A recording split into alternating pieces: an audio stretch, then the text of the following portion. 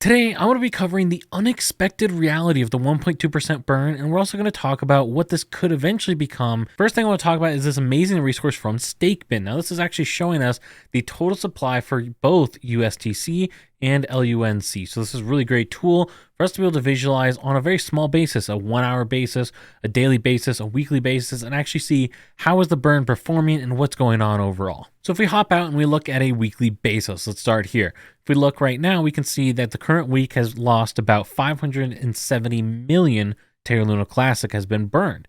That's great. However, that's a far cry from what a lot of people were expecting. So let's zoom in a little bit and look at what's going on here. If we go on a daily basis, you'll see the other day it was 380 million Terra Luna Classic in a single day. It's looking a lot better, but it's still off from what we were hoping to see. If we zoom in a little bit more, you guys will also see we've had some of these big increments, and this is on a 4-hour increment schedule right here. But you can see over 4 hours, we're looking at about 150 million. 120 million, then it drops dramatically to about 17, then 60, and then drops continuously again.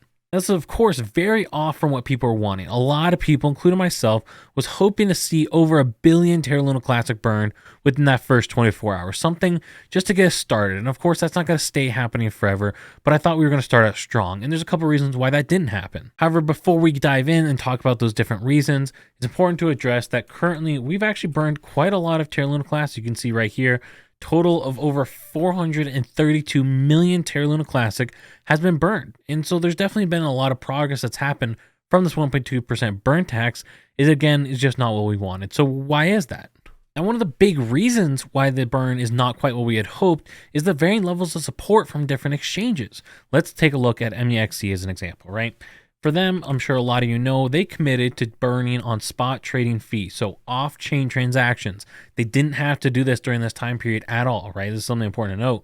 From September 3rd through September 17th, they took it upon themselves to do an initiative to try and burn some Terra Luna Classic for the community. That's a great thing. And they also point out that back in May, they ended up doing some different burn initiatives and repurchasing and burn events to try and help in the resurgence of the cryptocurrency. And so they have a track record of supporting the community, and I believe that they're going to actually continue doing this going forward. However, you have some other exchanges like Binance, for example. Binance put out a clear statement a little while ago, and they were very clear and honest and transparent with us that they are going to have the 1.2% burn on-chain transactions. So it's going to be deposits and withdrawals. They can't control that. There's nothing they can do that's on-chain. However, the spot and margin trading, those transactions are not going to be subject to the tax. So you can see right here, will not be affected by this tax. And so this is very important for us to highlight because they're making it very clear as to where their statement is. Now, of course, they could change their mind and they could decide to support the Terra Luna Classic community even further. But as it stands, this is going to really limit the potential. When we look at CoinGecko, the impact that Binance has is made very clear. The 24-hour trading volume of Terra Luna Classic right now, $350 million. Binance, top couple exchanges to have Terra Luna Classic volume. If you look at that volume number that's going to be right next to me, it's roughly in the neighborhood of $180 million.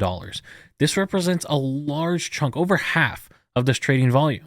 And so it's clear, Binance has a large stake and a large amount of control over the future of Terra Luna Classic. And that's why it's so important for us as a community to push and make sure that Binance knows what we want to have happen. Of course, we need to do that in a respectful way, but we can make our voices heard. We can sign petitions. We can do things that let them know this is something we want. We want to see that 1.2% burn tax.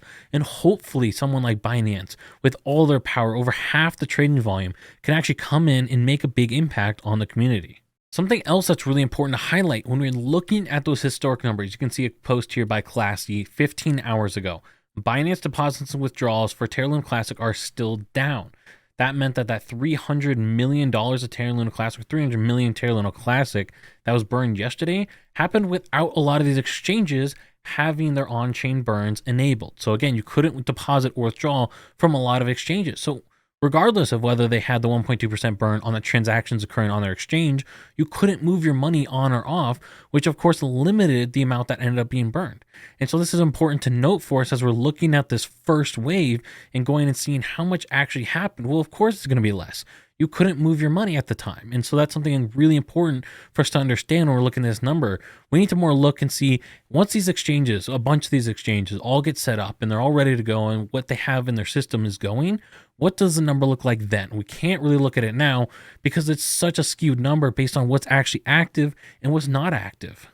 And so as we're looking at it, it's really important for us to give time for these issues to be fleshed out. Let these exchanges figure out their systems, let things get up and running, give it a week or two. We really can't look at the numbers right now and get an accurate estimate. So why don't we just wait? Let's just take it some time, wait and hope and push. And again, let's make our voices heard so we can get a lot more of these events like what MEXC did. Again, their September 3rd through September 17th burn. That was something they didn't have to do.